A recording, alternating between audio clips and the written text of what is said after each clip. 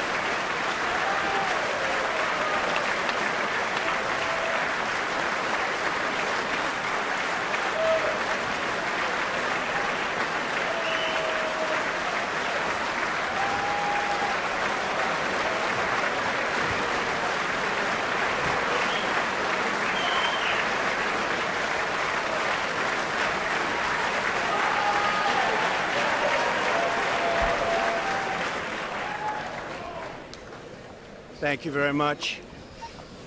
Madam Speaker, Mr. Vice President, members of Congress, the First Lady of the United States,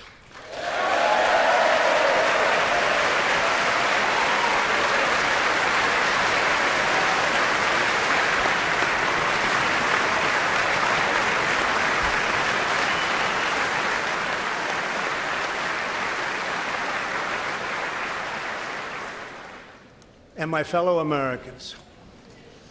We meet tonight at a moment of unlimited potential. As we begin a new Congress, I stand here ready to work with you to achieve historic breakthroughs for all Americans.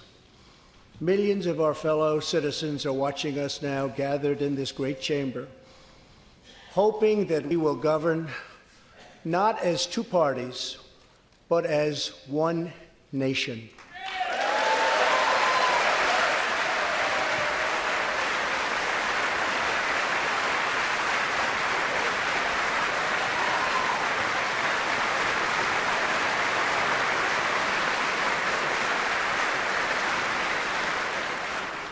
The agenda I will lay out this evening is not a Republican agenda or a Democrat agenda. It's the agenda of the American people.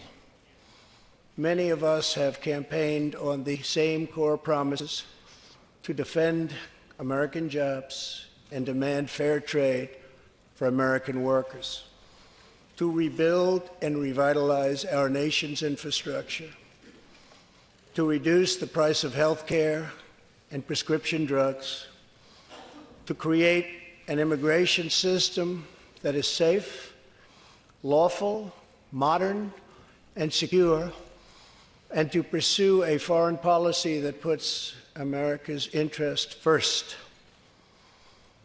There is a new opportunity in American politics if only we have the courage together to seize it.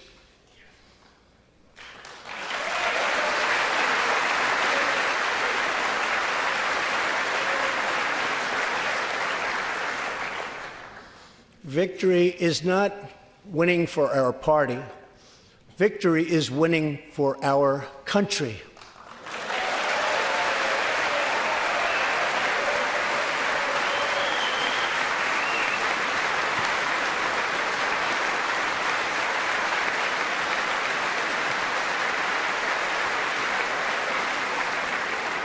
This year, America will recognize two important anniversaries that show us the majesty of America's mission and the power of American pride.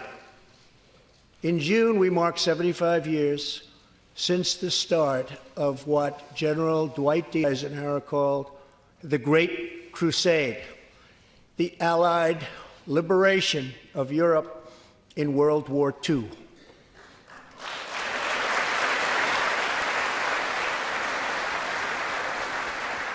On D-Day, June 6, 1944, 15,000 young American men jumped from the sky, and 60,000 more stormed in from the sea to save our civilization from tyranny.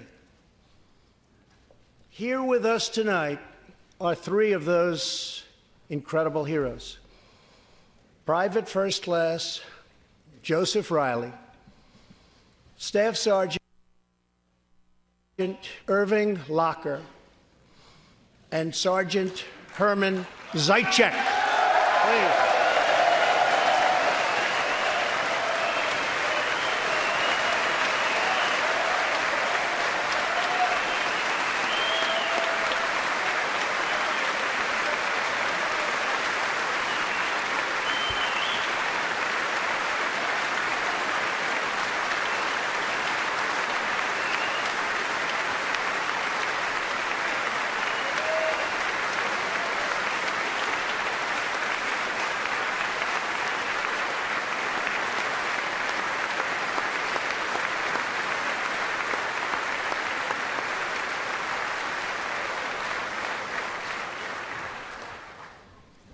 gentlemen, we salute you. In 2019, we also celebrate 50 years since brave young pilots flew 250,000 miles through space to plant the American flag on the face of the moon. Half a century later, we are joined by one of the Apollo 11 astronauts who planted that flag, Buzz Aldrin.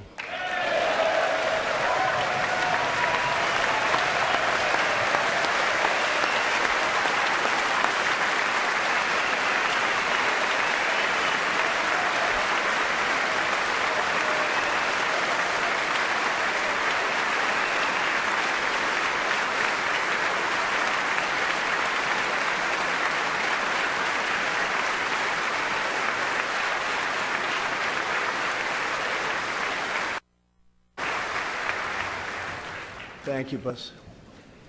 This year, American astronauts will go back to space on American rockets.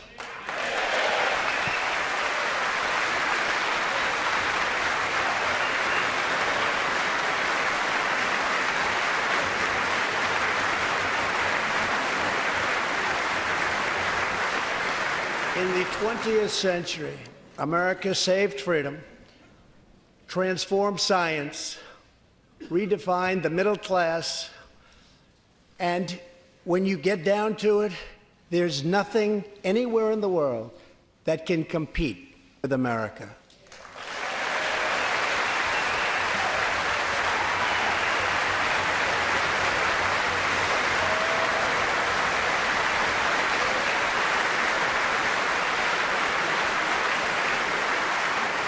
Now we must step boldly and bravely into the next chapter of this great American adventure. And we must create a new standard of living for the 21st century. An amazing quality of life for all of our citizens is within reach. We can make our community safer, our families stronger, our culture richer, our faith deeper, and our middle class bigger and more prosperous than ever before.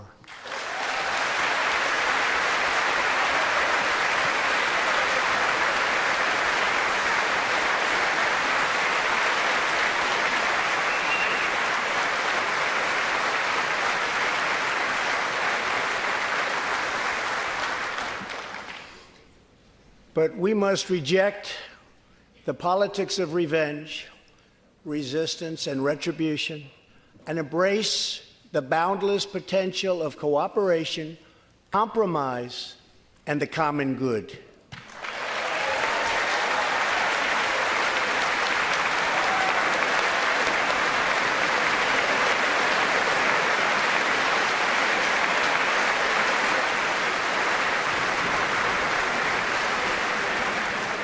Together, we can break decades of political stalemate.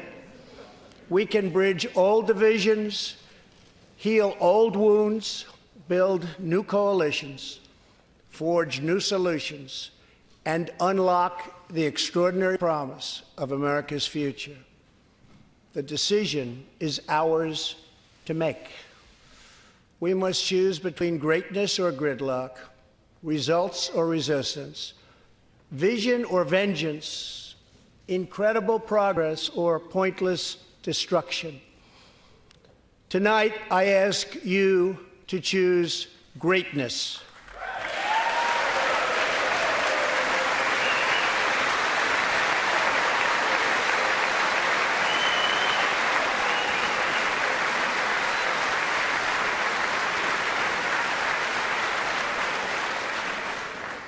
Over the last 2 years, my administration has moved with urgency and historic speed to confront problems neglected by leaders of both parties over many decades. In just over 2 years since the election, we have launched an unprecedented economic boom, a boom that has rarely been seen before. There's been nothing like it. We have created 5.3 million new jobs, and importantly added 600,000 new manufacturing jobs, something which almost everyone said was impossible to do.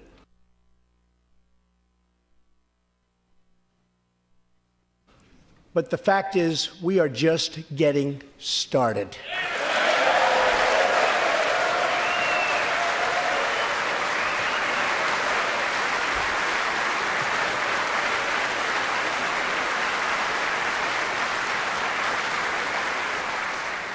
Wages are rising at the fastest pace in decades and growing for blue-collar workers who I promise to fight for.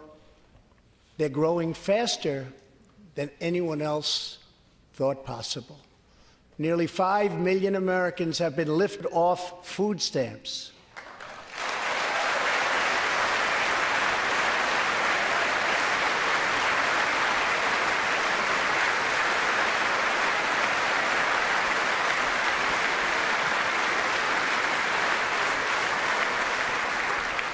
The U.S. economy is growing almost twice as fast today as when I took office, and we are considered far and away the hottest economy anywhere in the world, not even close.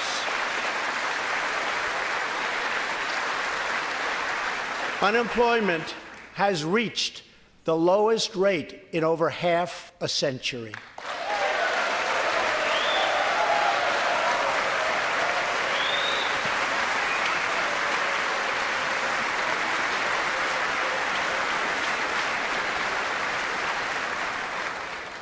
African American, Hispanic American, and Asian American unemployment have all reached their lowest levels ever recorded.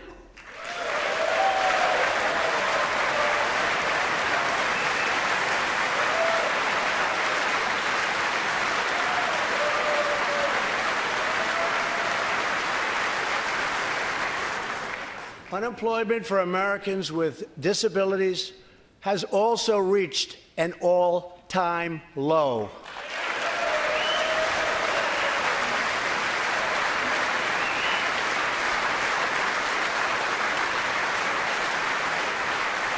More people are working now than at any time in the history of our country. 157 million people at work.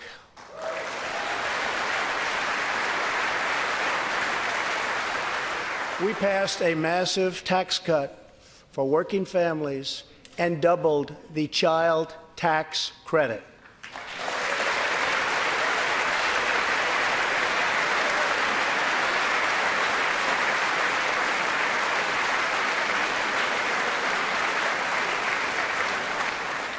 We virtually ended the estate tax, or death tax, as it is often called, on small businesses, for ranches, and also for family farms.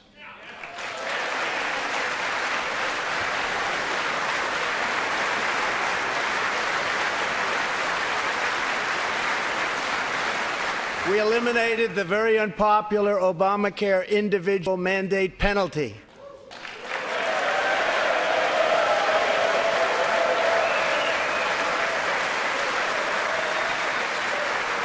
And to give critically ill patients access to life-saving cures, we passed, very importantly, Right to Try.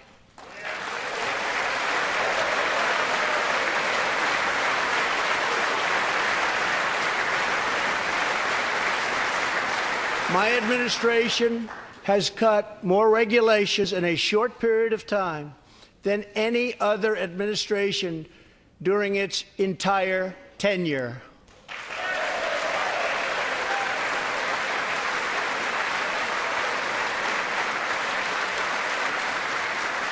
Companies are coming back to our country in large numbers, thanks to our historic reductions in taxes and regulations.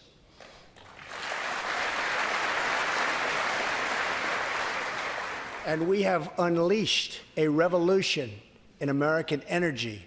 The United States is now the #1 producer of oil and natural gas anywhere in the world.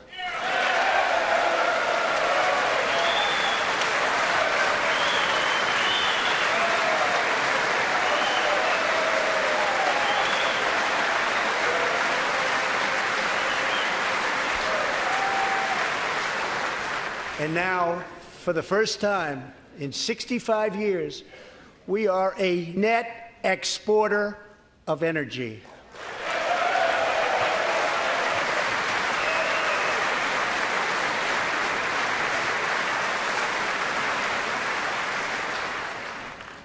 After 24 months of rapid progress, our economy is the envy of the world. Our military is the most powerful on earth by far. And America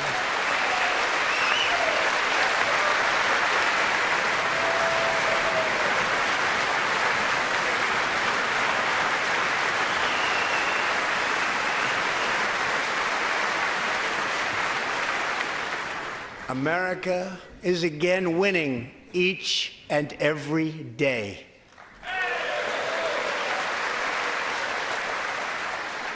Members of Congress, the state of our union is strong.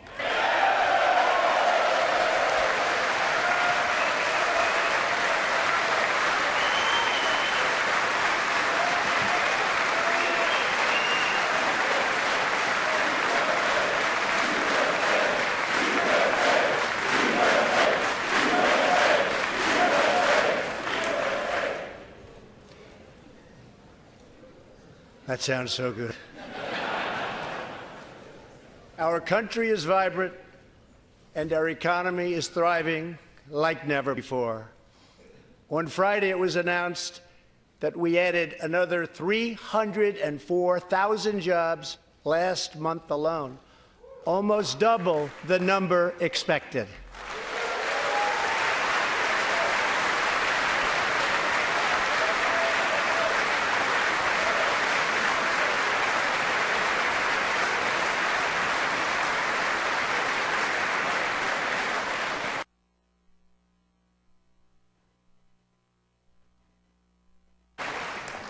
An economic miracle is taking place in the United States, and the only thing that can stop it are foolish wars, politics, or ridiculous partisan investigations.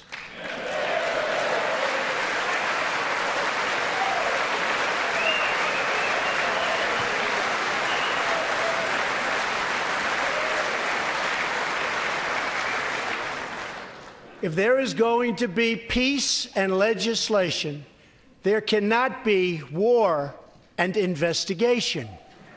It just doesn't work that way. We must be united at home to defeat our adversaries abroad. This new era of cooperation can start with finally confirming the more than 300 highly qualified nominees who are still stuck in the Senate, in some cases years and years waiting. Not right.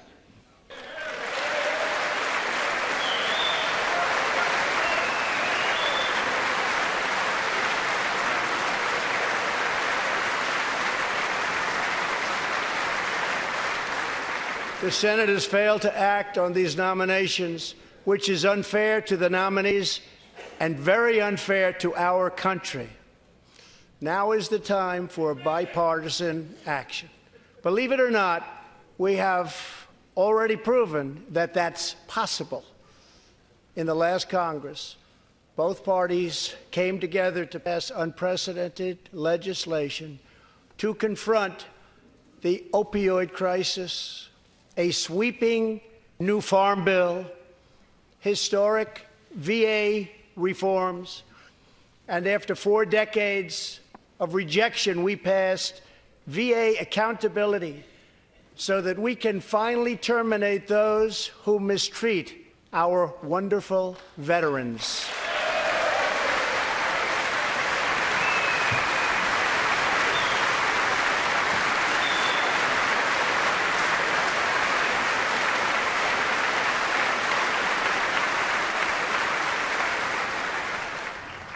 And just weeks ago, both parties united for groundbreaking criminal justice reform. They said it couldn't be done.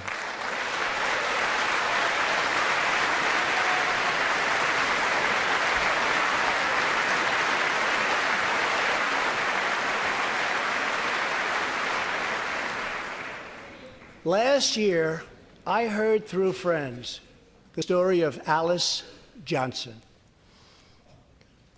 I was deeply moved. In 1997, Alice was sentenced to life in prison as a first-time nonviolent drug offender. Over the next 22 years, she became a prison minister, inspiring others to choose a better path. She had a big impact on that prison population and far beyond. Alice's story underscores the disparities and unfairness that can exist in criminal sentencing and the need to remedy this total injustice. She served almost that 22 years and had expected to be in prison for the remainder of her life. In June, I commuted Alice's sentence. When I saw Alice's beautiful family greet her at the prison gates, hugging and kissing and crying and laughing, I knew I did something right. Alice is with us tonight, and she is a terrific woman. Terrific. Alice, please.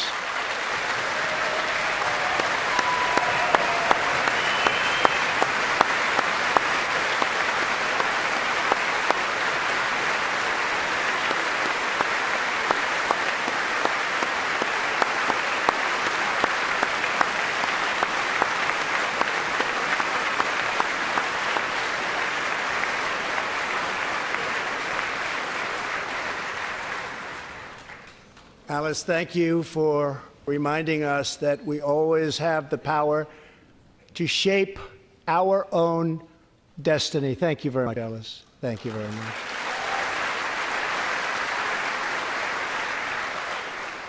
Inspired by stories like Alice's, my administration worked closely with members of both parties to sign the First Step Act into law.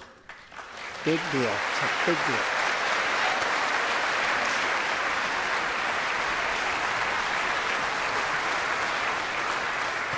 This legislation reformed sentencing laws that have wrongly and disproportionately harmed the African American community. The First Step Act gives nonviolent offenders the chance to re-enter society as productive, law-abiding citizens. Now, states across the country are following our lead. America is a nation that believes in redemption. We are also joined tonight by Matthew Charles from Tennessee. In 1996, at the age of 30, Matthew was sentenced to 35 years for selling drugs and related offenses. Over the next 2 decades, he completed more than 30 Bible studies, became a law clerk, and mentored many of his fellow inmates. Now Matthew is the very first person to be released from prison under the First Step Act.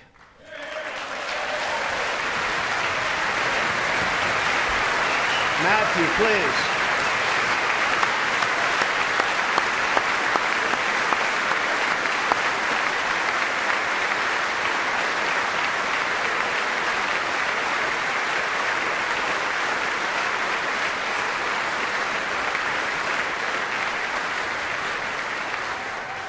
Thank you, Matthew. Welcome home.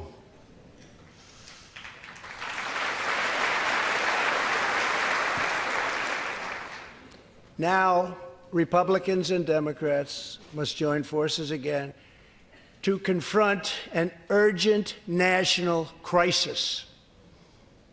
Congress has 10 days left to pass a bill that will fund our government, protect our homeland, and secure our very dangerous southern border.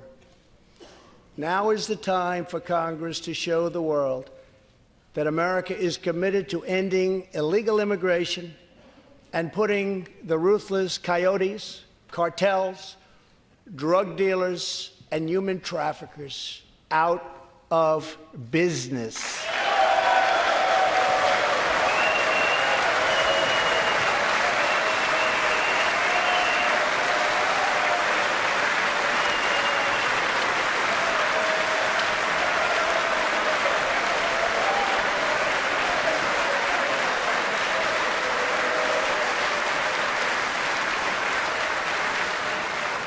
As we speak, large, organized caravans are on the march to the United States. We have just heard that Mexican cities, in order to remove the illegal immigrants from their communities, are getting trucks and buses to bring them up to our country in areas where there is little border protection. I have ordered another 3,750 troops to our southern border to prepare for this tremendous onslaught. This is a moral issue.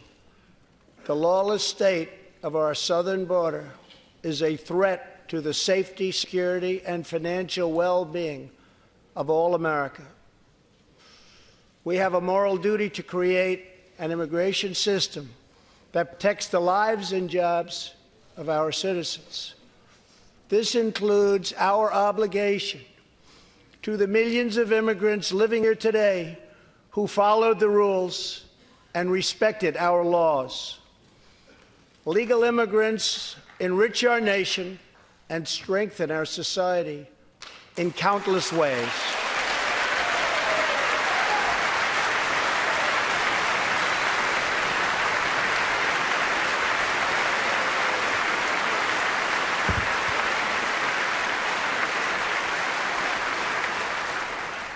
I want people to come into our country in the largest numbers ever, but they have to come in legally.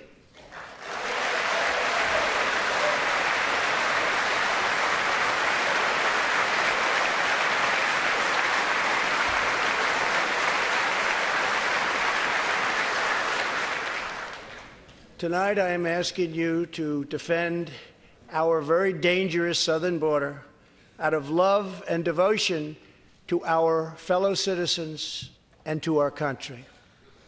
No issue better illustrates the divide between America's working class and America's political class than illegal immigration.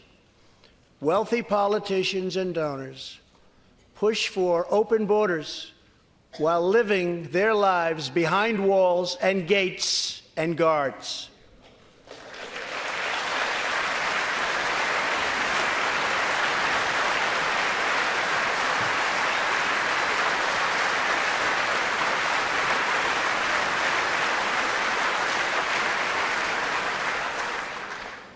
Meanwhile, working-class Americans are left to pay the price for mass illegal immigration.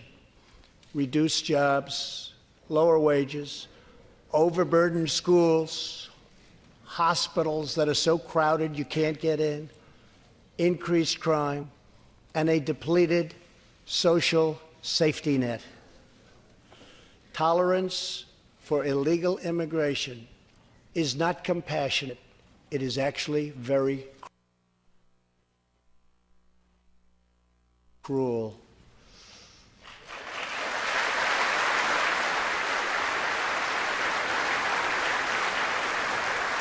One in 3 women is sexually assaulted on the long journey north.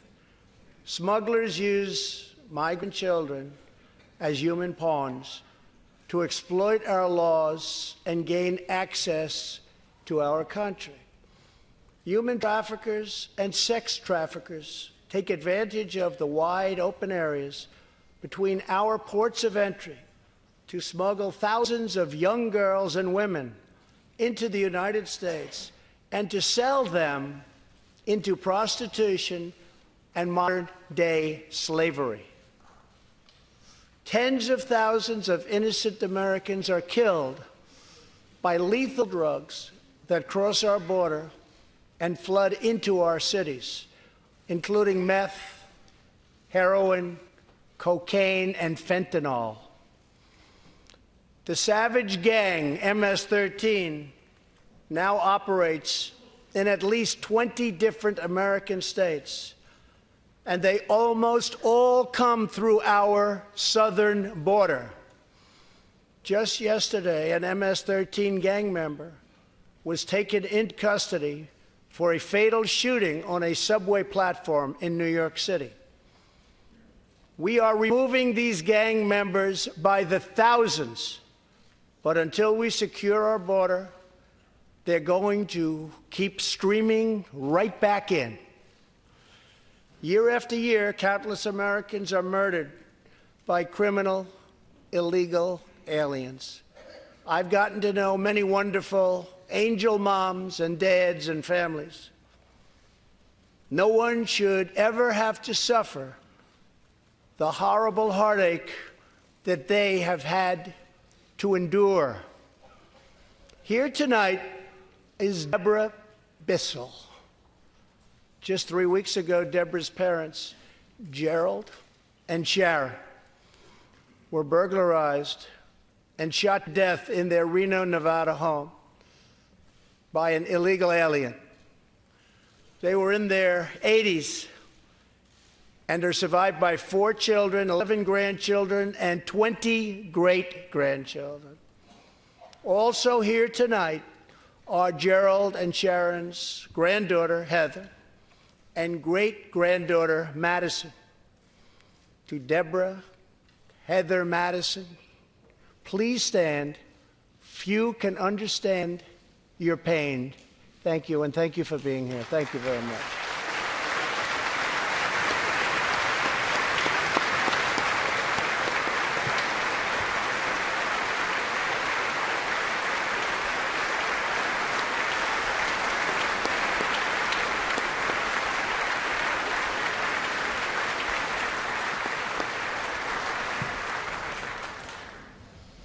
I will never forget, and I will fight for the memory of Gerald and Sharon, that it should never happen again.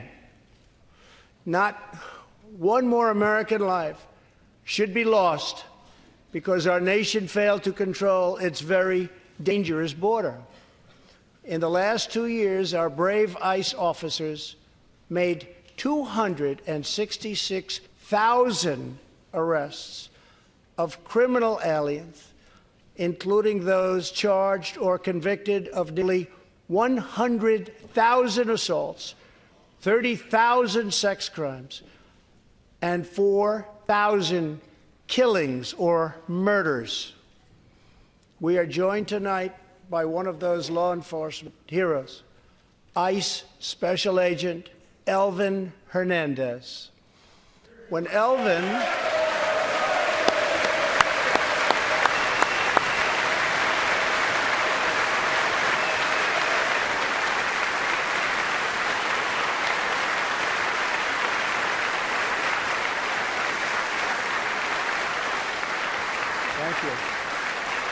When Elvin was a boy, he and his family legally immigrated to the United States from the Dominican Republic.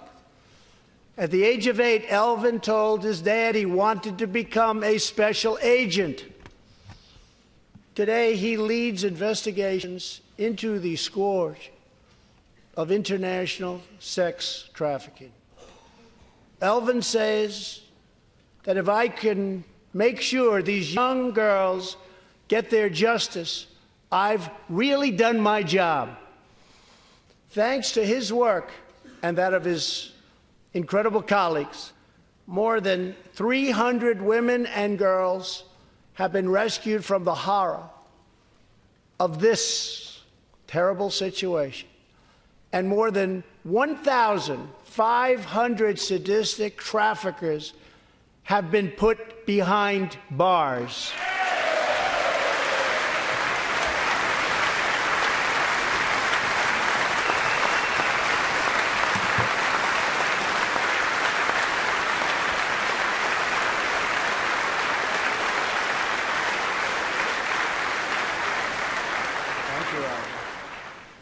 We will always support the brave men and women of law enforcement. And I pledge to you tonight that I will never abolish our heroes from ICE. Thank you.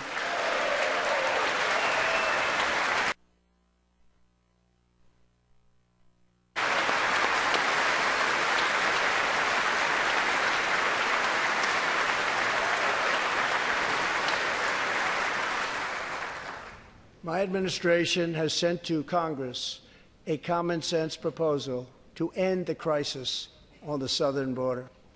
It includes humanitarian assistance, more law enforcement, drug detection at our ports, closing loopholes that enable child smuggling, and plans for a new physical barrier or wall to secure the vast areas between our ports of entry. In the past, most of the people in this room voted for a wall, but the proper wall never got built. I will get it built.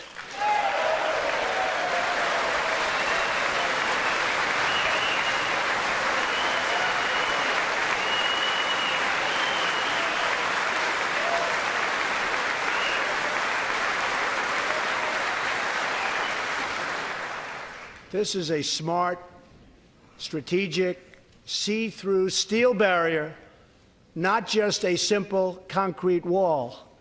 It will be deployed in the areas identified by the border agents as having the greatest need, and these agents will tell you when walls go up, illegal crossings go way, way down.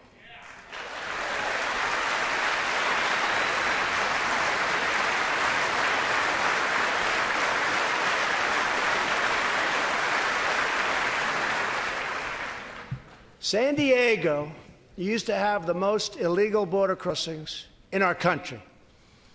In response, a strong security wall was put in place. This powerful barrier almost completely ended illegal crossings. The border city of El Paso, Texas, used to have extremely high rates of violent crime, one of the highest in the entire country, and considered one of our nation's most dangerous cities. Now, immediately upon its building, with a powerful barrier in place, El Paso is one of the safest cities in our country. Simply put, walls work and walls save lives.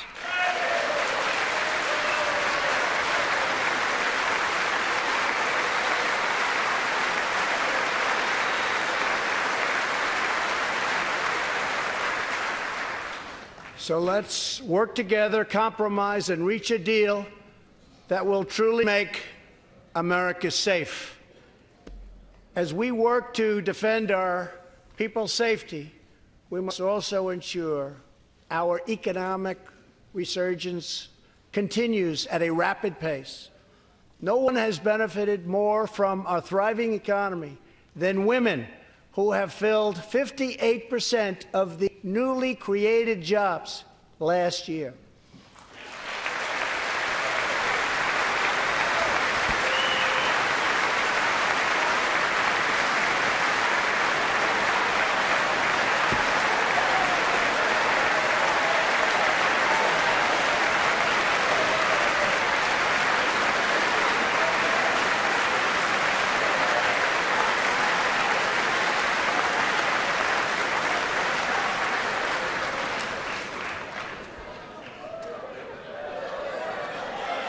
You weren't supposed to do that.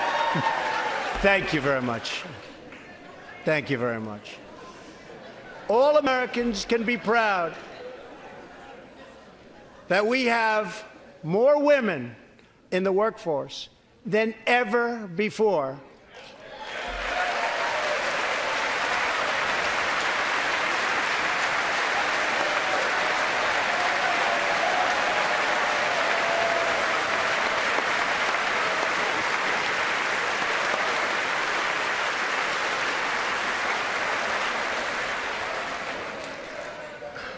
Don't sit yet. You're going to like this.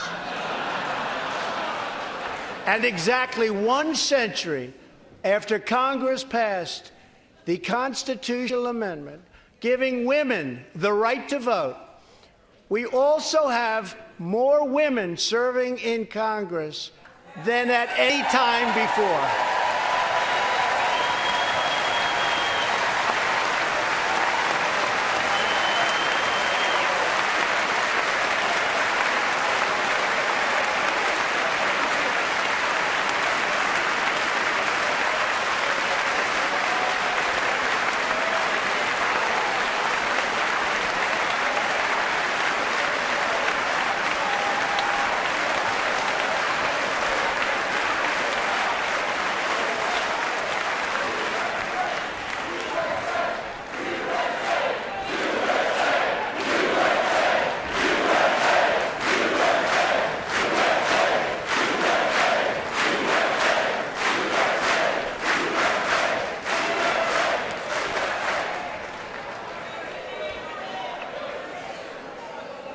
That's great.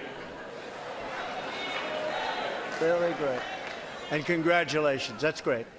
As part of our commitment to improving opportunity for women everywhere, this Thursday, we are launching the first ever government-wide initiative focused on economic empowerment for women in developing countries. To build on, thank you.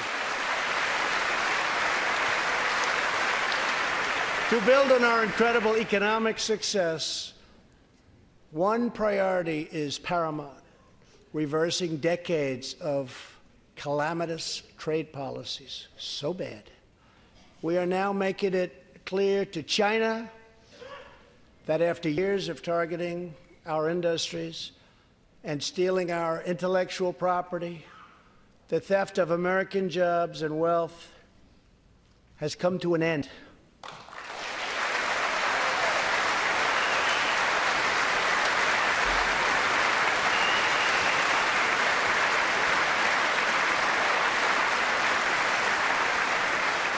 Therefore, we recently imposed tariffs on $250 billion of Chinese goods, and now our Treasury is receiving billions and billions of dollars. But I don't blame China for taking advantage of us. I blame our leaders and representatives for allowing this travesty to happen.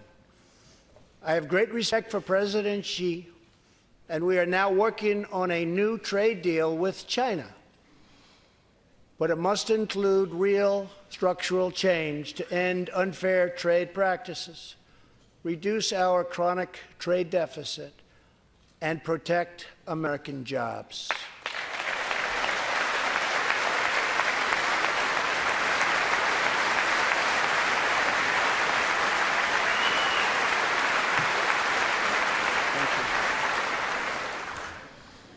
Another historic trade blunder was the catastrophe known as NAFTA. I have met the men and women of Michigan, Ohio, Pennsylvania, Indiana, New Hampshire, and many other states whose dreams were shattered by the signing of NAFTA. For years, politicians promised them they would renegotiate for a better deal, but no one ever tried until now. Our new U.S.-Mexico-Canada agreement, the USMCA, will replace NAFTA and deliver for American workers like they haven't had delivered to for a long time. I hope you can pass the USMCA into law so that we can bring back our manufacturing jobs in even greater numbers, expand American agriculture, protect intellectual property, and ensure that more cars are proudly stamped with our four beautiful words, made in the USA.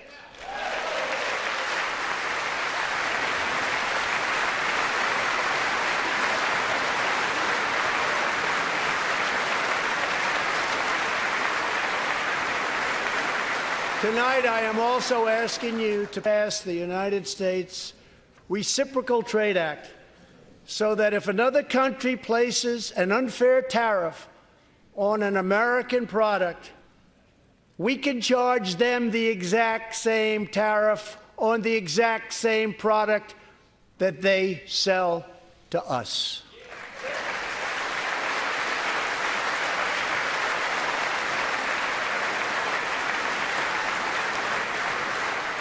Both parties should be able to unite for a great rebuilding of America's crumbling infrastructure.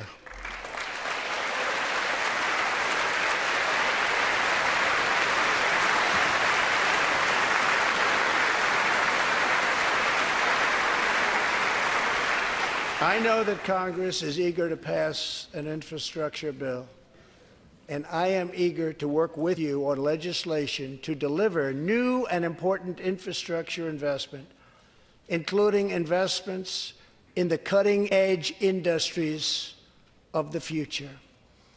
This is not an option. This is a necessity. The next major priority for me and for all of us should be to lower the cost of health care and prescription drugs, and to protect patients with pre-existing conditions.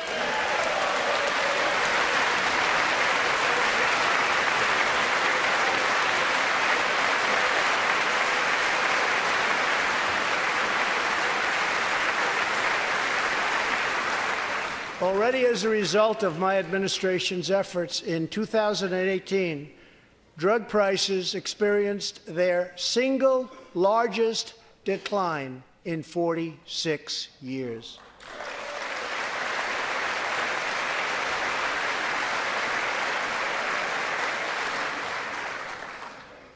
But we must do more. It's unacceptable that Americans pay vastly more than people in other countries for the exact same drugs, often made in the exact same place. This is wrong, this is unfair, and together we will stop it, and we'll stop it fast.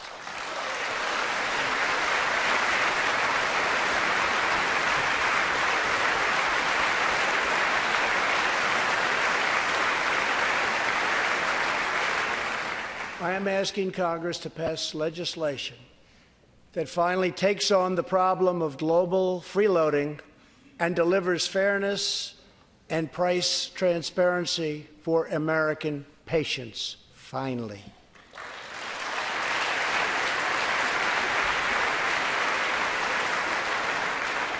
We should also require drug companies, insurance companies, and hospitals to disclose real prices to foster competition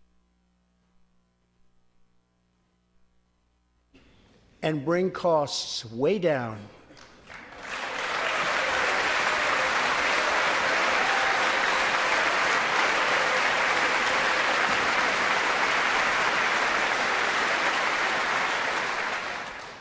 No force in history has done more to advance the human condition than American freedom. In recent years,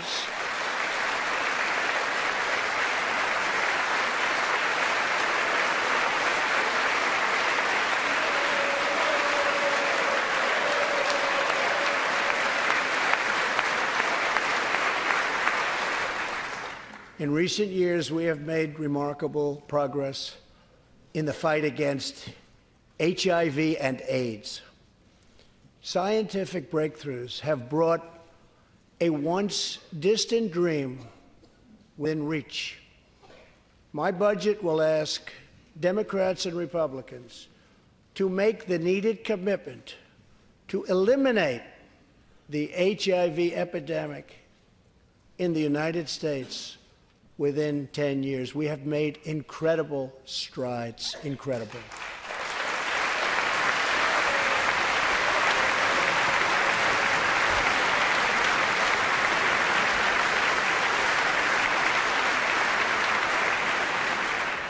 Together, we will defeat AIDS in America and beyond.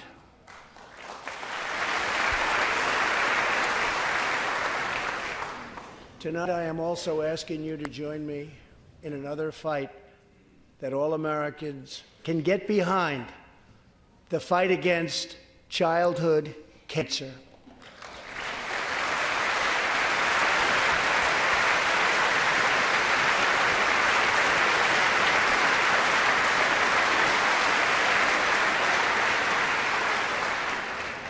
Joining Melania in the gallery this evening is a very brave 10-year-old girl, Grace Eline. Every birthday,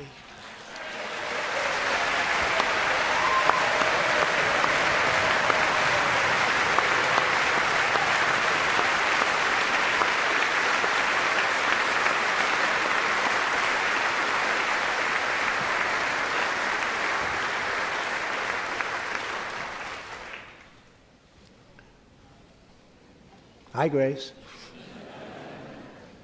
Every birthday since she was 4, Grace asked her friends to donate to St. Jude's Children's Hospital. She did not know that one day she might be a patient herself. That's what happened. Last year, Grace was diagnosed with brain cancer.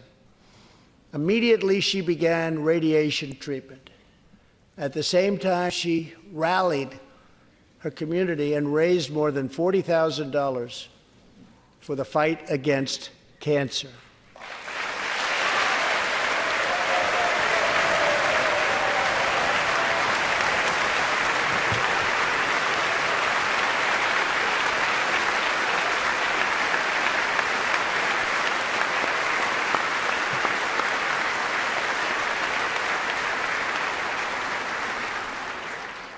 When Grace completed treatment last fall, her doctors and nurses cheered.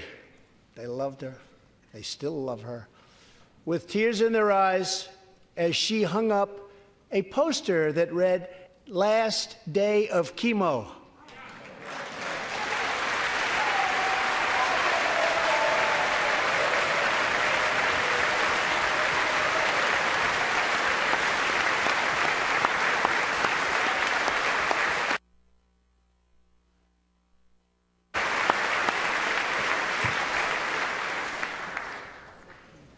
Thank you very much, Grace. You are a great inspiration to everyone in this room. Thank you very much. Many childhood cancers have not seen new therapies in decades. My budget will ask Congress for $500 million over the next 10 years to fund this critical life-saving research.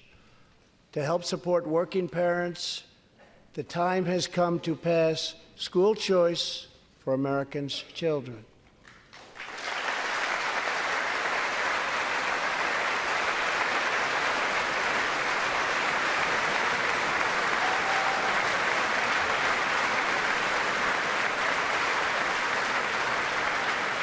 I am also proud to be the first president to include in my budget a plan for nationwide paid family leave so that every new parent has the chance to bond with their newborn child.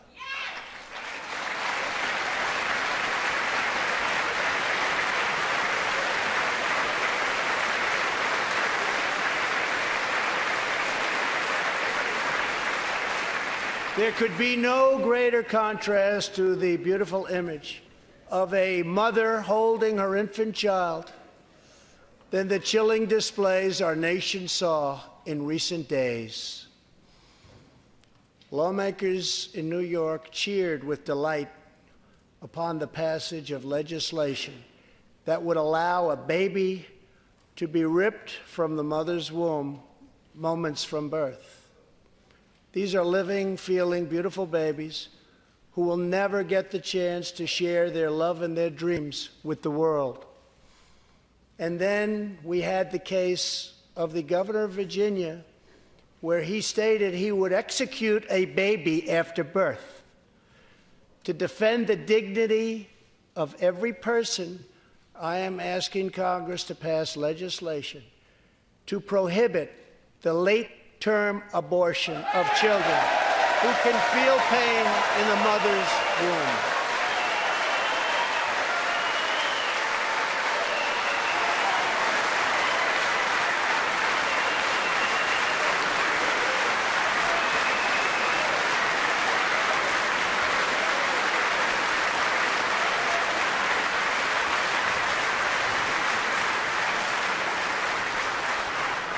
Let us work together to build a culture that cherishes innocent life.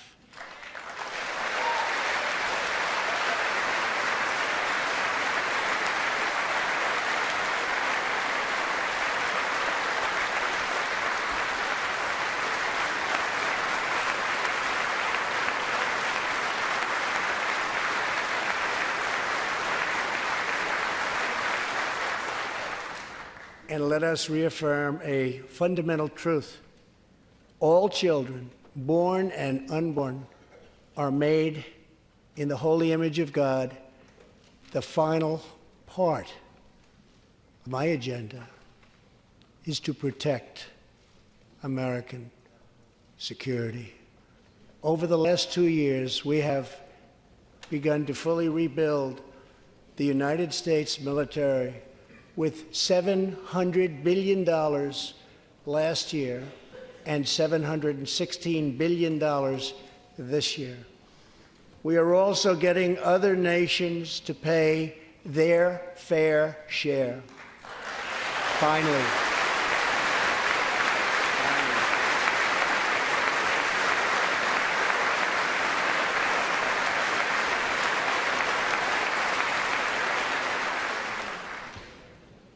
For years, the United States was being treated very unfairly by friends of ours, members of NATO.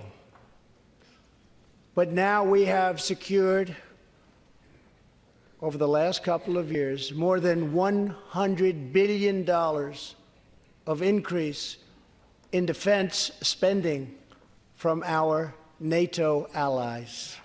They said it couldn't be done.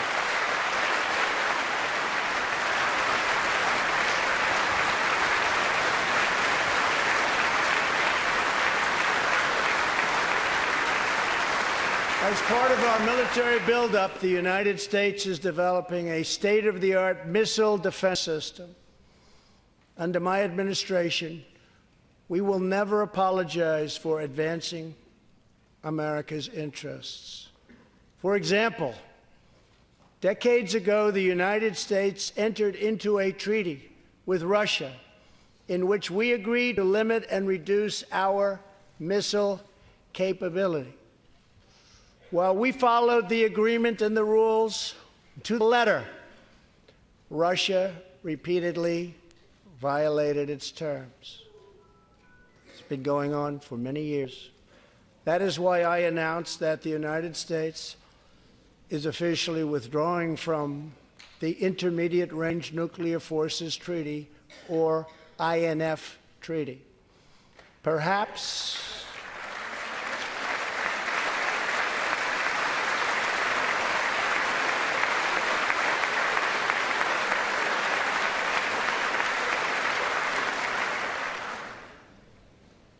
we really have no choice.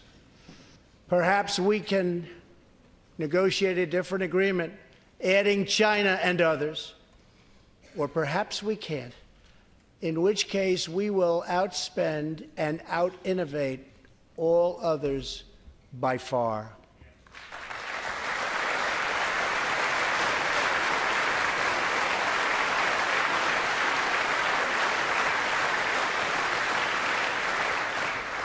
As part of a bold new diplomacy, we continue our historic push for peace on the Korean Peninsula. Our hostages have come home. Nuclear testing has stopped, and there has not been a missile launch in more than 15 months. If I had not been elected President of the United States, we would right now, in my opinion, be in a major war with North Korea.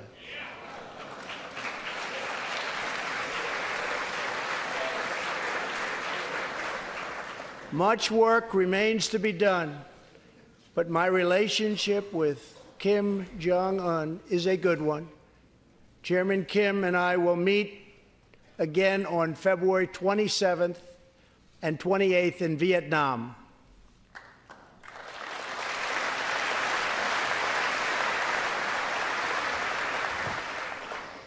Two weeks ago, the United States officially recognized the legitimate government of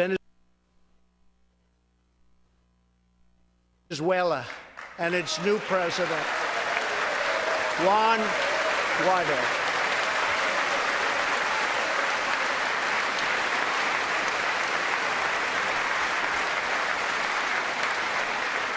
We stand with the Venezuelan people in their noble quest for freedom, and we condemn the brutality of the Maduro regime, whose socialist policies have turned that nation from being the wealthiest in South America into a state of abject poverty and despair.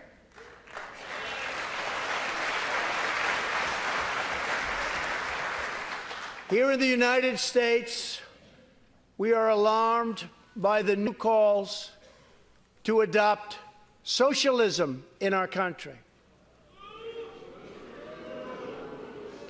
America was founded on liberty and independence, and not government coercion, domination, and control. We are born free, and we will stay free.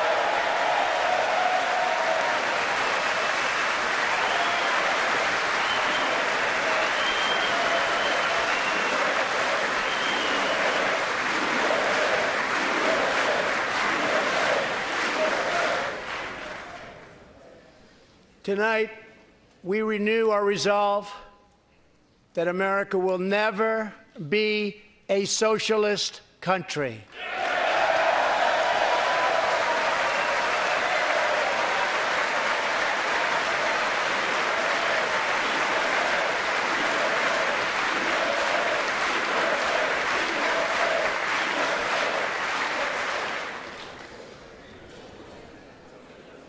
One of the most complex set of challenges we face, and have for many years, is in the Middle East. Our approach is based on principled realism, not discredited theories that have failed for decades to yield progress. For this reason, my administration recognized the true capital of Israel and proudly opened the American embassy in Jerusalem.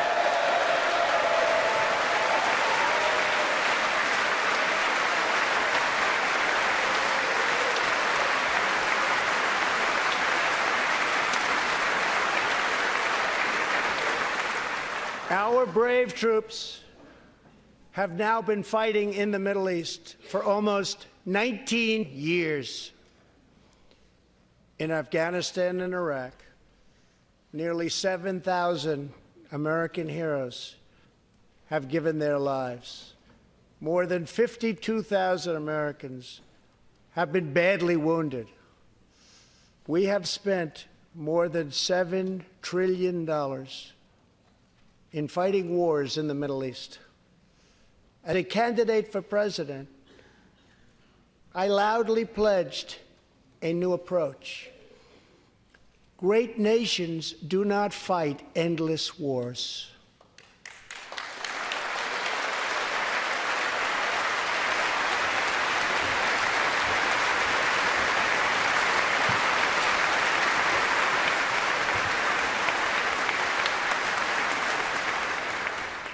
When I took office, ISIS controlled more than 20,000 square miles in Iraq and Syria just 2 years ago. Today, we have liberated virtually all of the territory from the grip of these bloodthirsty monsters. Now, as we work with our allies to destroy the remnants of ISIS, it is time to give our brave warriors in Syria a warm welcome home. I have also accelerated our negotiations to reach, if possible, a political settlement in Afghanistan. The opposing side is also very happy to be negotiating. Our troops have fought with unmatched valor, and thanks to their bravery, we are now able to pursue a possible political solution to this long and bloody conflict.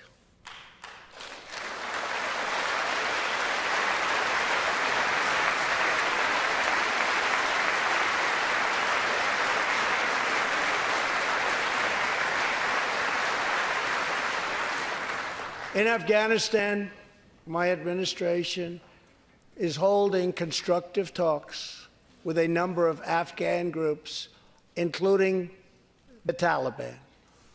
As we make progress in these negotiations, we will be able to reduce our troops' presence and focus on counterterrorism, and we will indeed focus on counterterrorism.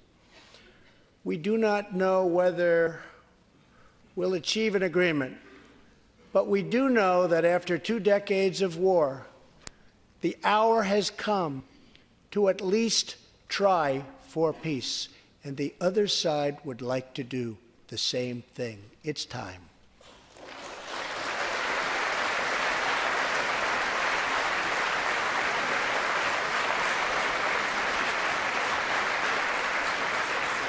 Above all, friend and foe alike must never doubt this nation's power and will to defend our people. 18 years ago, violent terrorists attacked the USS Cole, and last month, American forces killed one of the leaders of that attack.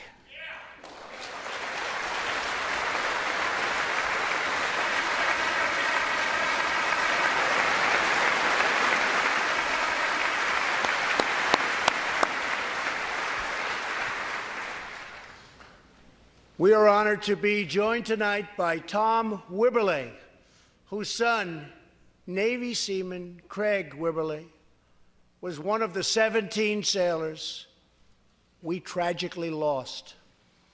Tom, we vow to always remember the heroes of the USS Cole. Thank you, Tom.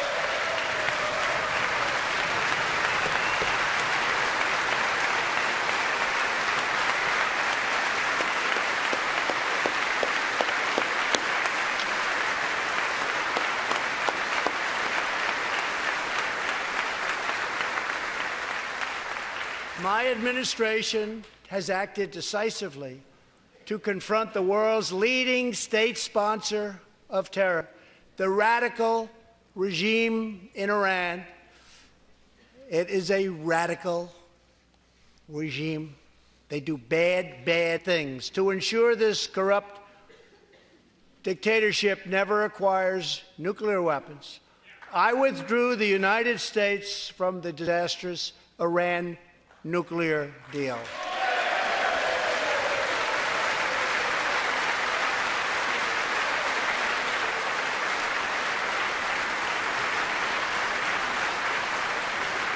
And last fall, we put in place the toughest sanctions ever imposed by us on a country. We will not avert our eyes from a regime that chants death to America and threatens genocide against the Jewish people.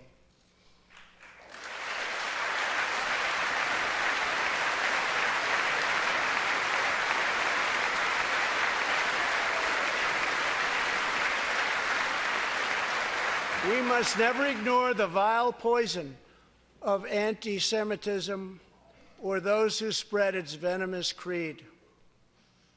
With one voice, we must confront this hatred anywhere and everywhere it occurs.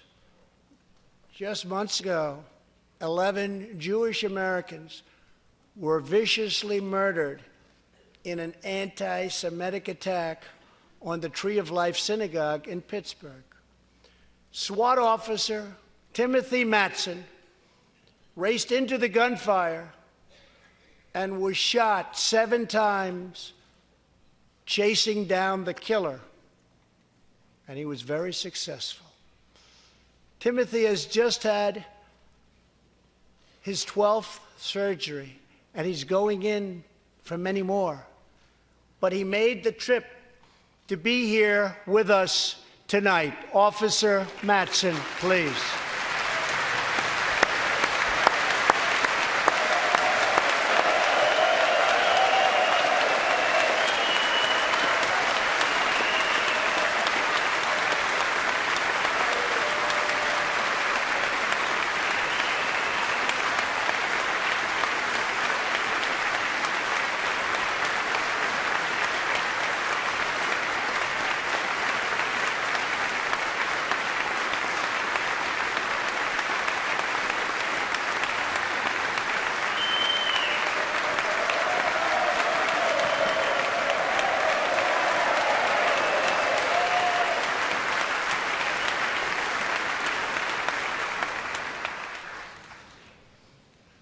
Thank you. We are forever grateful. Thank you very much.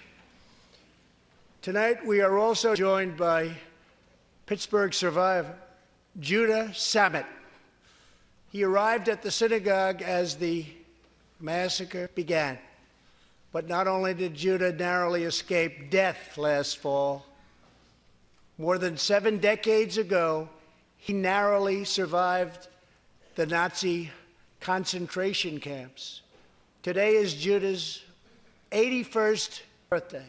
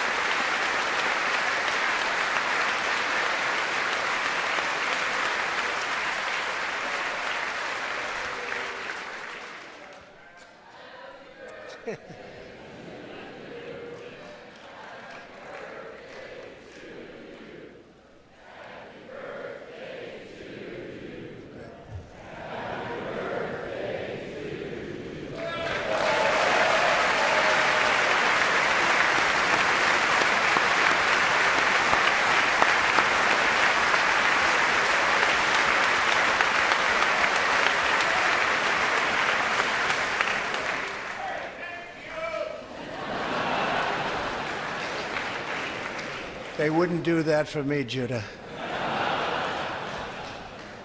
Judah says he can still remember the exact moment nearly 75 years ago, after 10 months in a concentration camp, when he and his family were put on a train and told they were going to another camp. Suddenly, the train screeched to a very strong halt. A soldier appeared. Judah's family braced for the absolute worst. Then his father cried out with joy, "It's the Americans! It's the Americans!"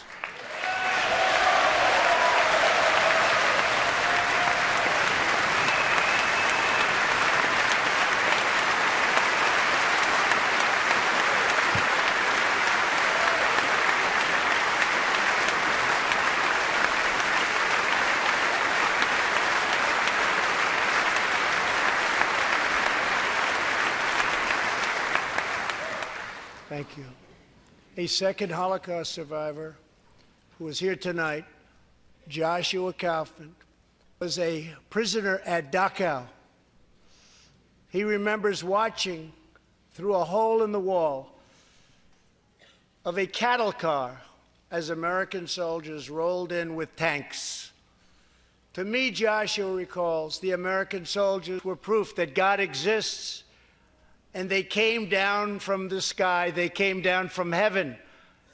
I began this evening by honoring 3 soldiers who fought on D-Day in the Second World War.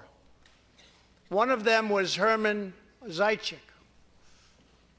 But there is more to Herman's story. A year after he stormed the beaches of Normandy, Herman was one of the American soldiers who helped liberate Dachau.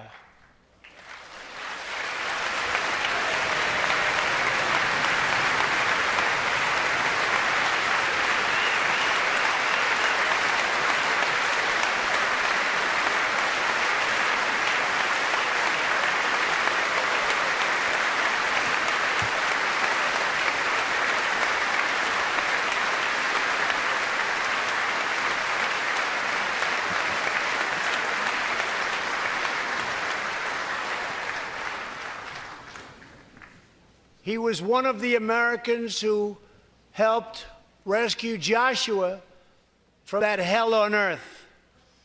Almost 75 years later, Herman and Joshua are both together in the gallery tonight, seated side by side, here in the home of American freedom.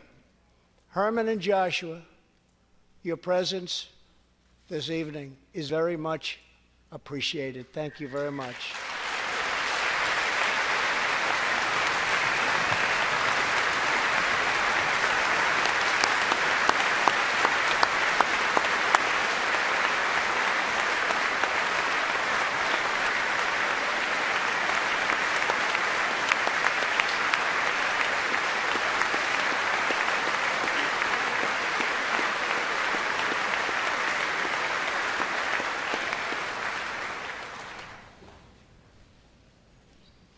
Thank you.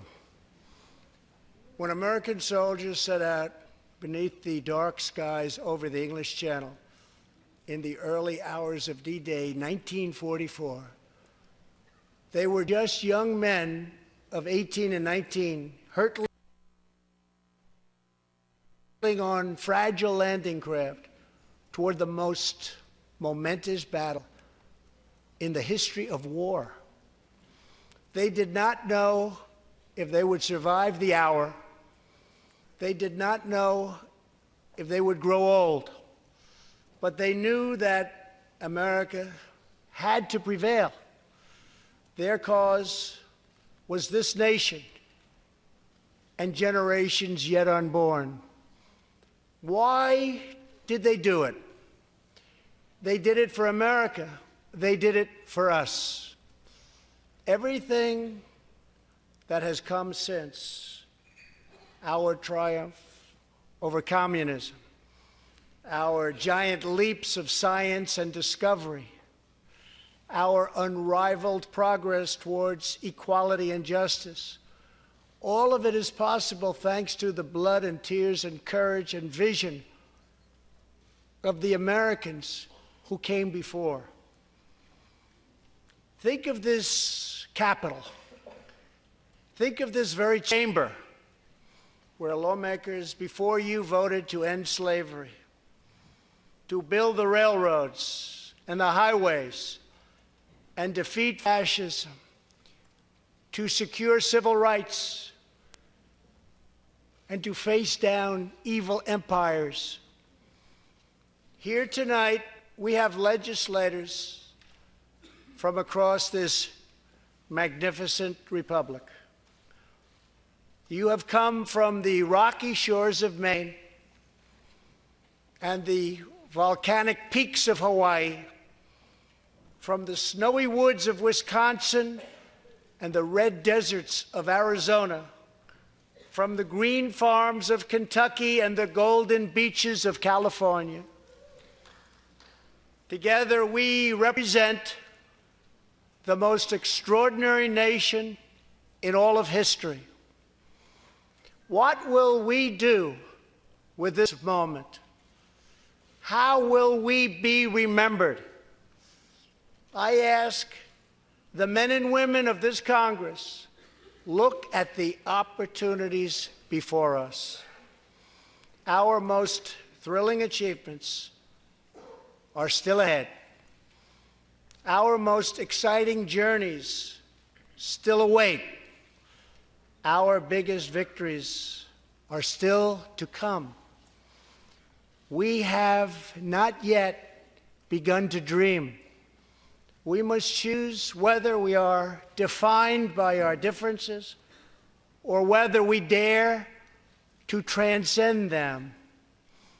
We must choose whether we squander our great inheritance or whether we proudly declare that we are Americans. We do the incredible. We defy the impossible. We conquer the unknown. This is the time to reignite the American imagination. This is the time to search for the tallest summit and set our sights on the brightest star. This is the time to rekindle the bonds of love and loyalty and memory that link us together as citizens, as neighbors, as patriots. This is our future, our fate, and our choice to make. I am asking you to choose greatness. No matter the trials we face, no matter the challenges to come, we must go forward together. We must keep America first in our hearts. We must keep freedom alive in our souls. And we must always keep faith in America's destiny. That one nation, under God, must be the hope and the promise and the light and the glory among all the nations of the world. Thank you, God bless you, and God bless America. Thank you very much. Thank you.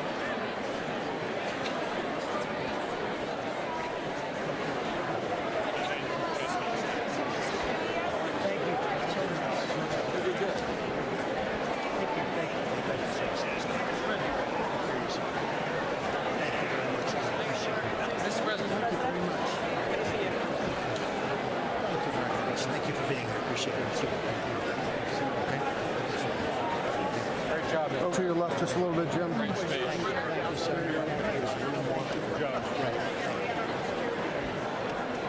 Mr. President. Thank you, Mitch. That was great. Really good. Hey, Shyamalan,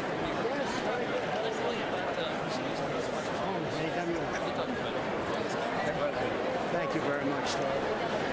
Let's talk about the mothers. Appreciate you. This is it. Yeah. I will take care of it. We'll talk about it. Excellent speech. It was. Thank you. Keep knocking down the court. Thanks, David. There you go. Hearing you.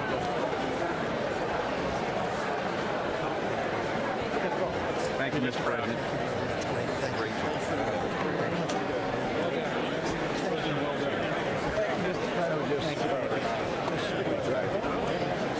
You're good, Jim? Yeah. Jim, you good? Thanks, Phil. Thanks, man.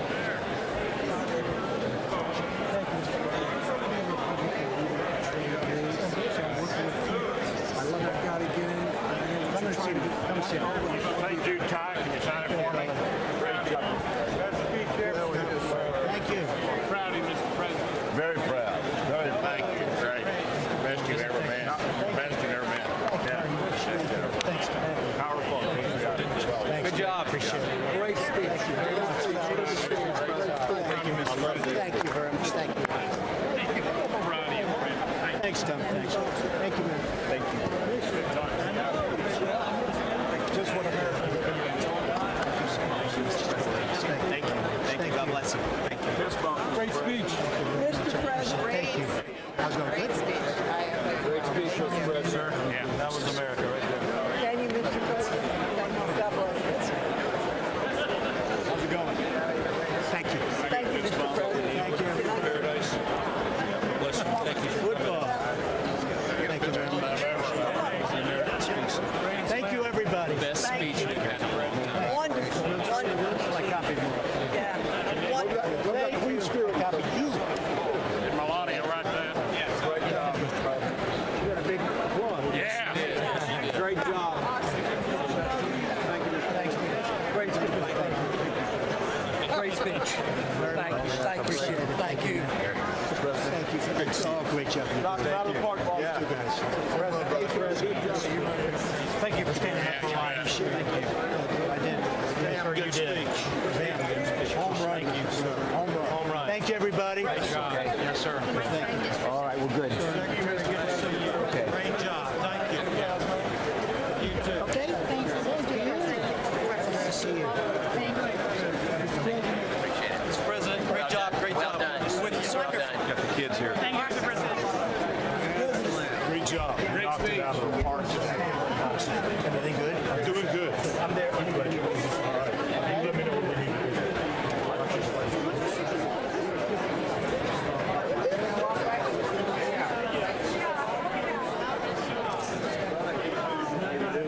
Good faith.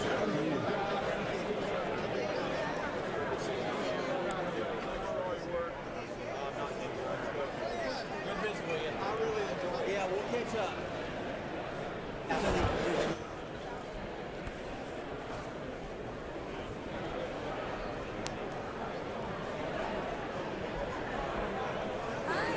Thank you, Doctor. The chair declares this joint session of the two houses now dissolved. The House will now come to order.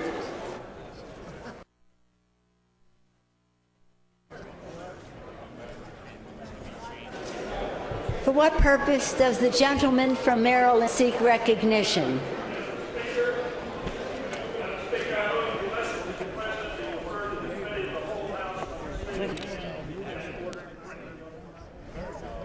Without objection, so